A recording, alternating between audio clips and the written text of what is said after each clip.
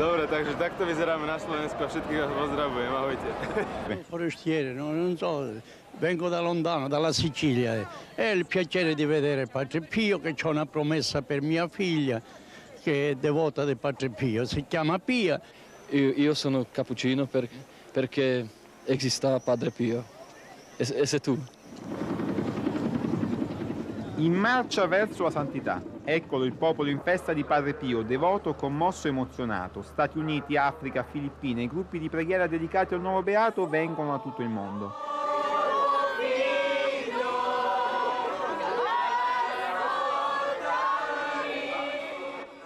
Cos'è che l'ha spinta a venire da Padre Pio? La fede. Perché?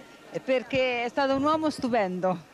Ma mi spieghi una cosa, no? Non è la stessa cosa assistere a casa alla beatificazione e venire qui, vero? No, è un'altra cosa. Perché? Perché spiritualmente uno sta più vicino. Quando una persona parte nell'umiltà, costruisce le grandi cose. Come i pellegrini medievali considerano Roma la meta predestinata del loro cammino spirituale, ma c'è anche chi è rimasto ai margini dei festeggiamenti. Non avete il biglietto? Non abbiamo il biglietto, non siamo riusciti a procurarti. La regione parla di uguaglianza fra i popoli, abbiamo diritto tutti, visto che siamo venuti qua e stiamo soffrendo, perché siamo qui per vedere la beatificazione di Padre Pio. Io penso che lui sarebbe contentissimo di vedere tutti noi qui, non vedo il motivo per il quale noi non dobbiamo entrare.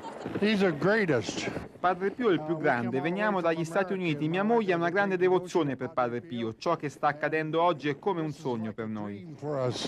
A me mi hanno telefonato da Bologna, mia figlia mi ha detto: ma dove vai? Ha detto: sei impazzita, invece. Noi che viviamo a San Giovanni Rotondo vediamo tutti i giorni venire questi pellegrini veramente con una devozione immensa. Padre Pio è un santo mondiale, un santo del popolo, è un santo mondiale e penso anche che è un santo per il terzo millennio. Grazie Padre Pio per quello che mi hai fatto, che mi farai.